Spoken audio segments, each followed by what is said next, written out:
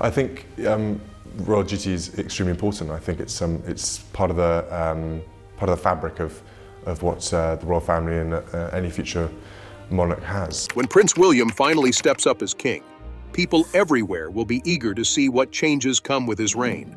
A new monarch means new traditions, fresh approaches, and maybe even a shakeup in royal customs. With William set to take the throne, there's no doubt it'll be an exciting new chapter. Let's dive into 20 things that will happen when he becomes king. First, he and his family will have to move to Buckingham Palace. Right now, William, Catherine, and their children enjoy a quieter life at Adelaide Cottage in Windsor, away from the hustle and bustle of London. But as king, he'll need to be closer to government affairs and royal duties, which means their peaceful setup will have to change. Buckingham Palace isn't just a home, it's the heart of the British monarchy. It hosts important ceremonies, welcomes world leaders, and of course has that famous balcony where the royal family greets the public. Living there will make William and his family more visible, allowing people to feel more connected to them. However, this move will be a huge adjustment for Prince George, Princess Charlotte, and Prince Louis. They've grown up with more privacy, and life inside Buckingham Palace will be very different. William and Catherine will likely try to strike a balance, ensuring their children have as normal an upbringing as possible while still fulfilling royal responsibilities. The palace itself might also get some upgrades. Renovations are already underway, but William could choose to modernize it even further, making it more suited to his vision for the monarchy. No matter what, this move will mark the beginning of a brand new royal era, placing the family right at the heart of the institution. Another major change will be his new role as Supreme Governor of the Church of England. Every British monarch has held this title since the 1500s, and William will be no exception. However, this doesn't mean he'll be running the church himself. His role is mostly symbolic, though he will be responsible for approving the appointment of senior church officials, like bishops and archbishops. He won't personally select them. That's left to the Prime Minister and church leaders, but his formal approval is required. Religious ceremonies will also become a bigger part of his life. He'll attend important services at Westminster Abbey and take part in the Royal Maundy service, where he will honor elderly citizens who have served their communities. While the Church of England remains the country's official church, Britain is home to many different faiths, and William has always shown respect for religious diversity. As king, he might take steps to make the monarchy and the church feel more inclusive, ensuring they remain relevant in today's world. Along with his religious duties, William will also take on the role of head of state. This means he'll officially be the face of the United Kingdom, but his power will be largely symbolic. Unlike politicians, he won't make laws or govern the country. That's the job of Parliament and the Prime Minister. Instead, his role will be to represent Britain, uphold traditions, and provide a sense of stability. One of his most important responsibilities will be meeting world leaders. As king, he'll welcome presidents, prime ministers, and other influential figures to the UK, helping to strengthen diplomatic ties. He'll also travel abroad to represent Britain, promoting relationships with other nations and showcasing British culture. Another key duty will be giving royal assent to new laws. Parliament makes the decisions, but no law officially takes effect until the monarch signs off on it. This is mostly a formality. No British king or queen has refused to approve a law in over 300 years. William will also play a big role in national ceremonies.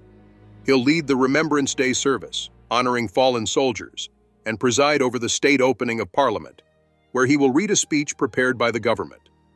While he won't have direct political power, his influence will still be significant, shaping the monarchy's public image and ensuring its traditions continue to evolve with the times. When Prince William takes the throne, the British national anthem will remain "God Save the King." The lyrics of the anthem change depending on whether the monarch is a king or a queen.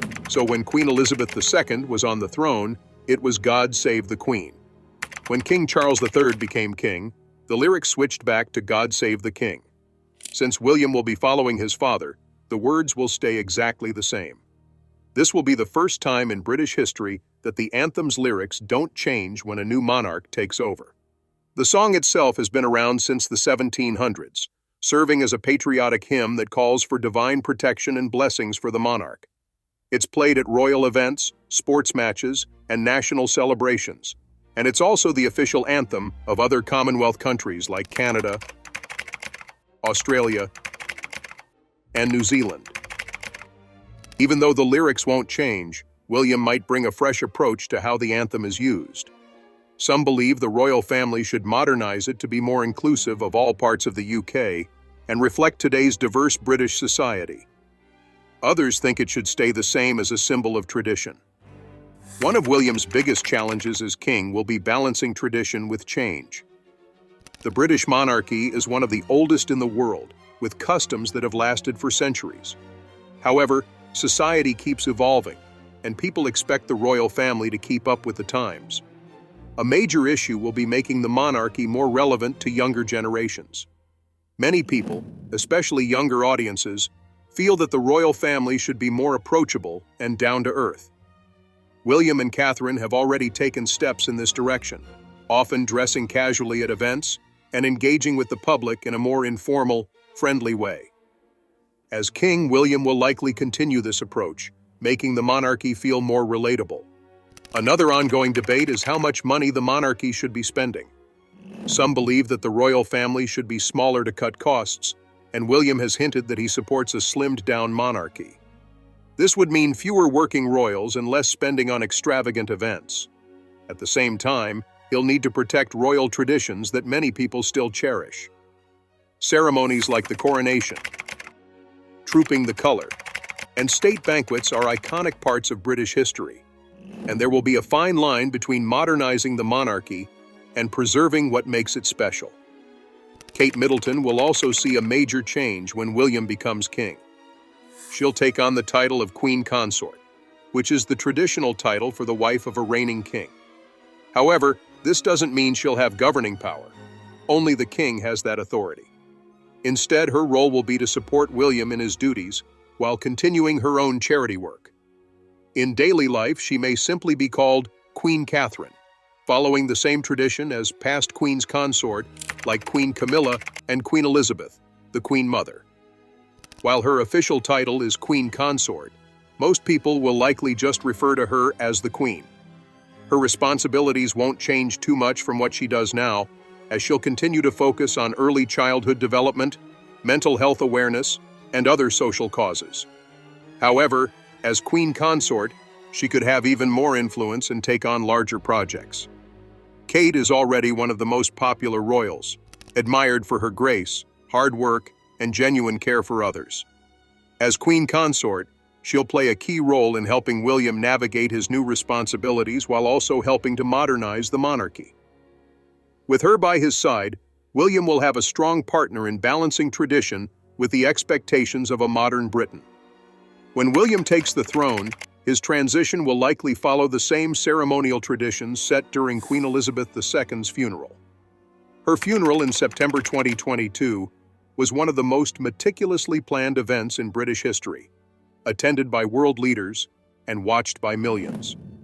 The ceremonies, from the lying in state to the grand procession and committal service, reflected the deep respect and traditions of the monarchy.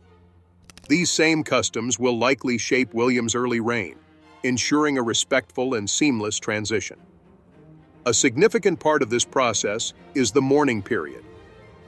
When a monarch passes away, the nation enters a period of mourning, during which public events may be postponed, and the royal family takes time away from official duties to grieve. William's succession will likely follow this same respectful timeline. These traditions also reinforce the continuity of the monarchy. Just as Charles III immediately became king after Queen Elizabeth's passing, William's transition to the throne will be carefully planned to happen without any delays, ensuring stability for the country. When William becomes king, the rules of royal succession will stay the same due to the Succession to the Crown Act of 2013. This law replaced the old system, ensuring that birth order, not gender, determines who is next in line to the throne. Under the previous rules, a younger male sibling could take precedence over an older female sibling. If those rules were still in place today, Prince Louis, William's youngest son, would be ahead of his sister, Princess Charlotte, in the line of succession. However, the 2013 law guarantees that Charlotte remains second in line after her older brother, Prince George. This updated rule applies to all royal children born after October 28, 2011, and was introduced to create a fairer system between male and female heirs. The change also brought Britain in line with other European monarchies that had already moved away from male preference succession. If, for any reason, Prince George were unable to take the throne, Charlotte would step in, not Louis. For the first time in British history, a princess cannot be passed over simply because she is a girl. While it may take years before this change has a direct impact, it marks an important step in modernizing the monarchy and ensuring a more equal future for royal successions. Another tradition William will continue as king is the annual Christmas broadcast, a speech given by the monarch on Christmas Day. This tradition dates back to 1932, when King George V delivered the first royal Christmas message, and it has remained an essential way for the monarchy to connect with the public. The broadcast reflects on the year's events, offers encouragement, and shares heartfelt messages with people across the UK and Commonwealth nations.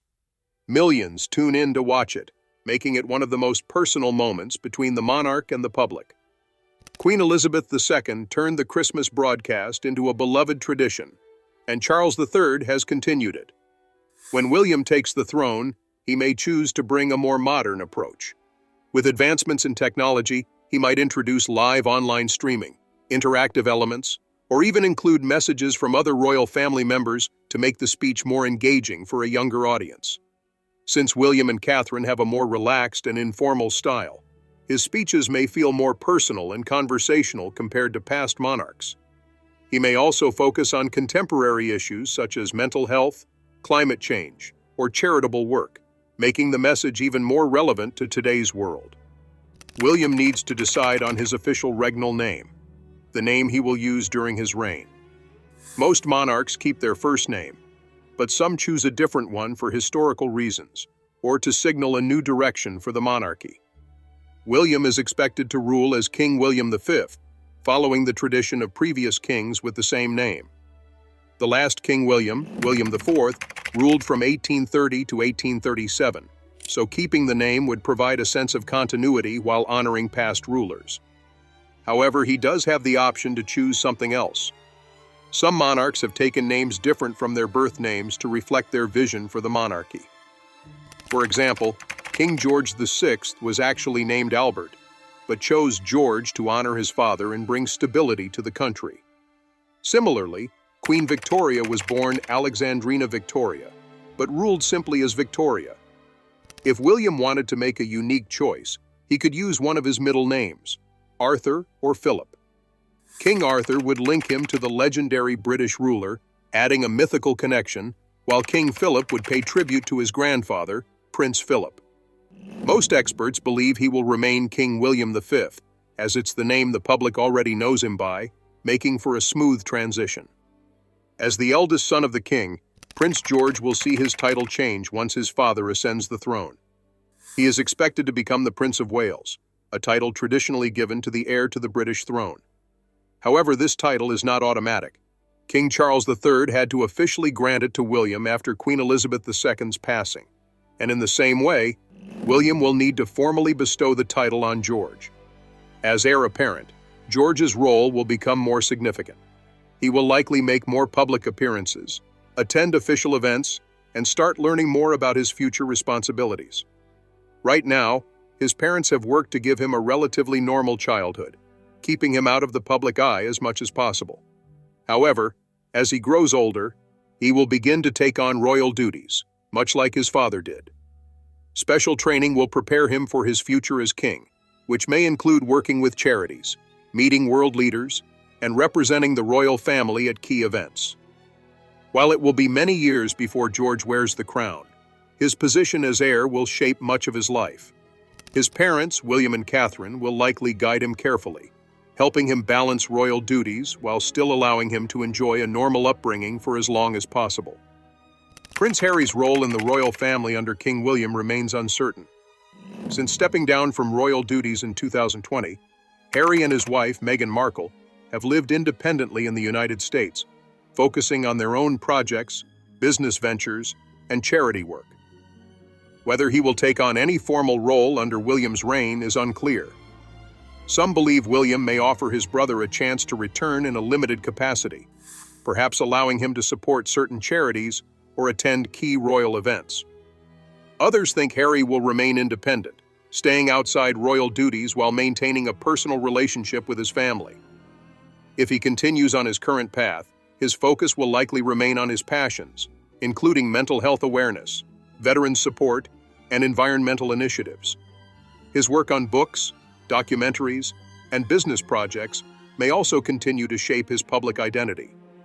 The future of William and Harry's relationship may influence how involved Harry becomes in royal affairs. If they mend their bond, Harry might find a way to participate in more royal events. If tensions persist, he may choose to keep his distance from the monarchy.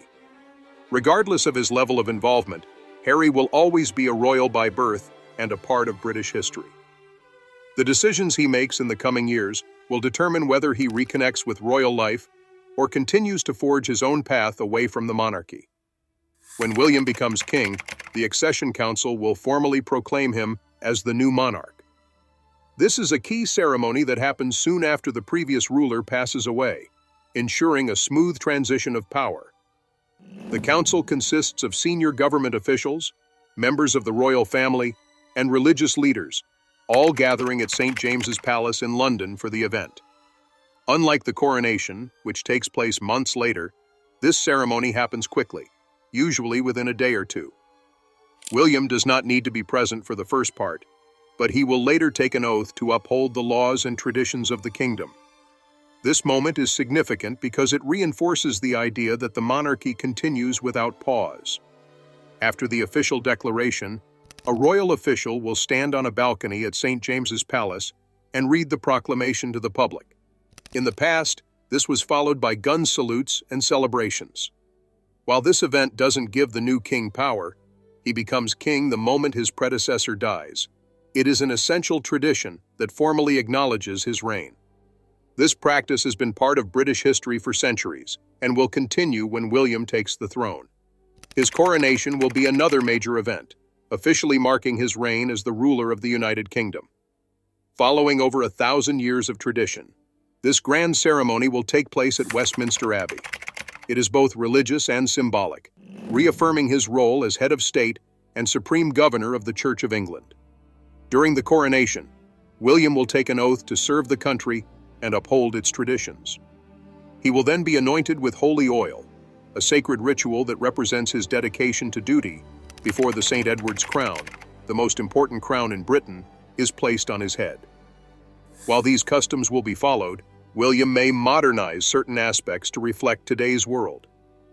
The ceremony could be shorter, more inclusive, or focused on themes like charity and service. King Charles III's coronation was already simpler than past ones, and William may continue this trend. World leaders, members of the royal family, and religious figures will attend, while millions around the world will watch on television and online. Even though he will already be king before this event, the coronation will be a defining moment that unites the nation and signals the beginning of his reign. Another big change will be seen in British currency, as new banknotes and coins will be printed with William's portrait. This tradition dates back centuries, with each new monarch's face appearing on money. One unique detail is that each monarch's portrait faces the opposite direction of their predecessor on coins. Since King Charles III's image faces right, William's will face left, continuing a pattern that has existed since the 1600s. At first, money with Charles's portrait will still be in circulation, as it takes time to design, produce, and distribute the new currency. The Royal Mint handles coin production, while the Bank of England prints banknotes. Once William's portrait is finalized, these organizations will begin creating updated versions, likely with new security features to prevent counterfeiting. This update won't just affect the United Kingdom.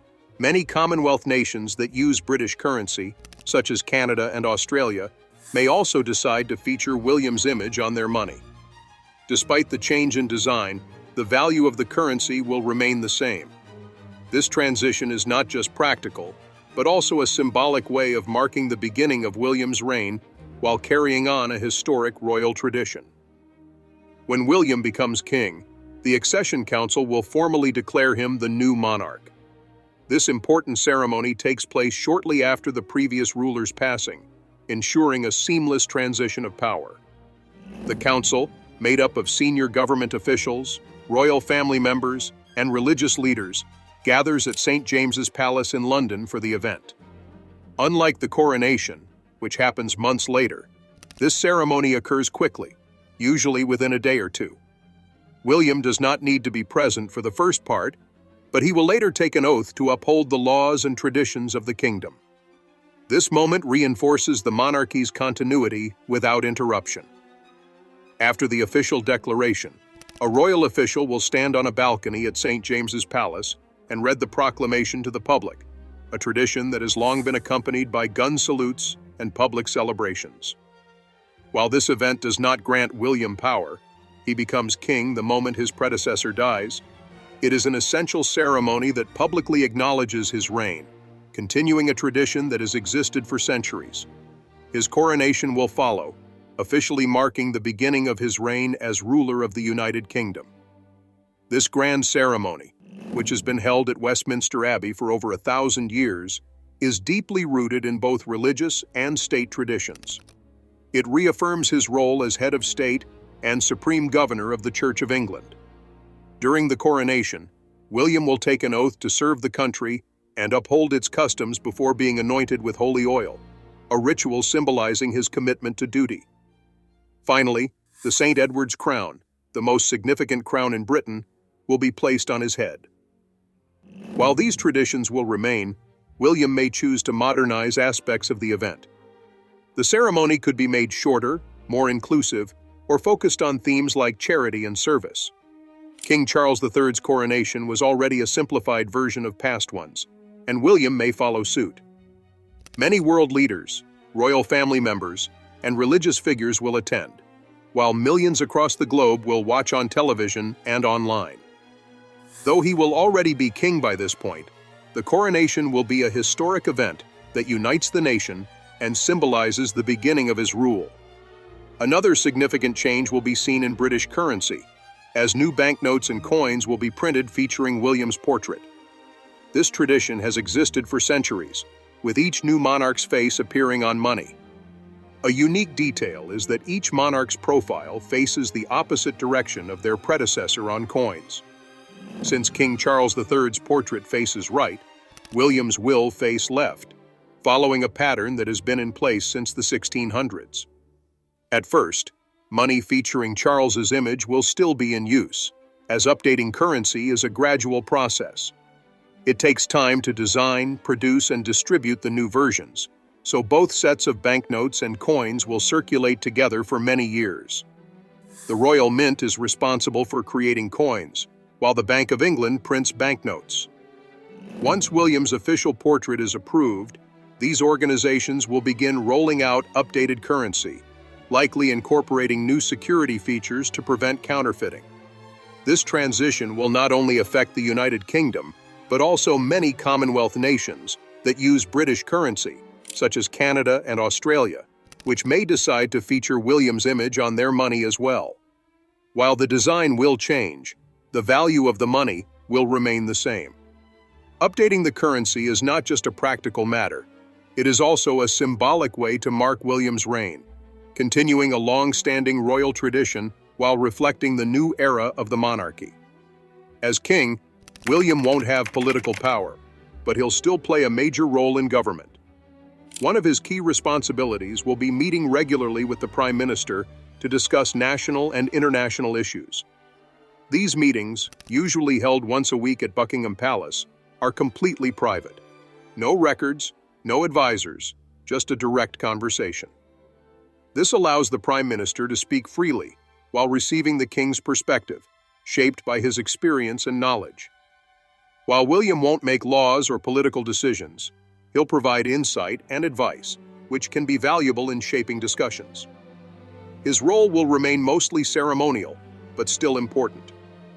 He'll officially open Parliament each year and deliver the King's Speech, which outlines the government's plans, not written by him, but by the government. He'll also meet world leaders, diplomats, and foreign ambassadors, representing the UK in a neutral and diplomatic way. His presence at state visits and official events will help strengthen international relationships. Even without direct political influence, he'll have the ability to bring people together, highlight important issues, and serve as a symbol of stability. Like past monarchs, William will walk the fine line of working alongside the government while staying politically neutral. There will likely be conversations about modernizing the monarchy when William takes the throne. Many believe the royal family should evolve to stay relevant in today's world, and one of the biggest discussions is about reducing its size. Some argue that only the king, his wife, and their children should have official duties, while others think more family members should be involved. A smaller monarchy would mean fewer expenses, which could help maintain public support. William may also take a fresh approach to royal traditions, possibly simplifying the coronation to make it more inclusive and representative of the UK's diverse population. Another area of modernization could be how the royal family communicates with the public. William and Catherine already use social media to connect with people, and this could become an even bigger part of royal life. The monarchy may also focus more on charity work, tackling issues like mental health, climate change, and education. Outside of the UK, some Commonwealth nations might reconsider their ties to the British monarchy. Countries like Jamaica and Australia have already discussed becoming republics, meaning they would no longer have the British king as their head of state. If that happens, William will need to respect their decisions while maintaining friendly diplomatic relationships. Striking a balance between tradition and modern expectations will be key, and his reign could bring a new, refreshed perspective to the monarchy, making it more meaningful for future generations. There are also some unique privileges that come with being king. One of the most unusual is that William won't need a passport to travel. Since UK passports are issued in the monarch's name, he won't need one himself. However, this rule only applies to him. Catherine, their children, and other royal family members will still have to carry passports when traveling internationally. Another interesting perk is that William won't need a driver's license. Like passports, licenses are issued in the monarch's name, so he isn't required to have one. That doesn't mean he won't drive, though. Queen Elizabeth II and King Charles III were often seen behind the wheel, especially on their private estates. Another legal privilege is sovereign immunity, meaning William cannot be sued or taken to court. However, this doesn't mean he's above the law. He'll still be expected to follow the rules just like any other citizen. Even with these special privileges, he may choose to live a more modern and relatable lifestyle. He could still carry official documents while traveling and might continue driving as a personal choice. While these traditions help maintain the monarchy's unique status, they also ensure the king can perform his duties smoothly and efficiently.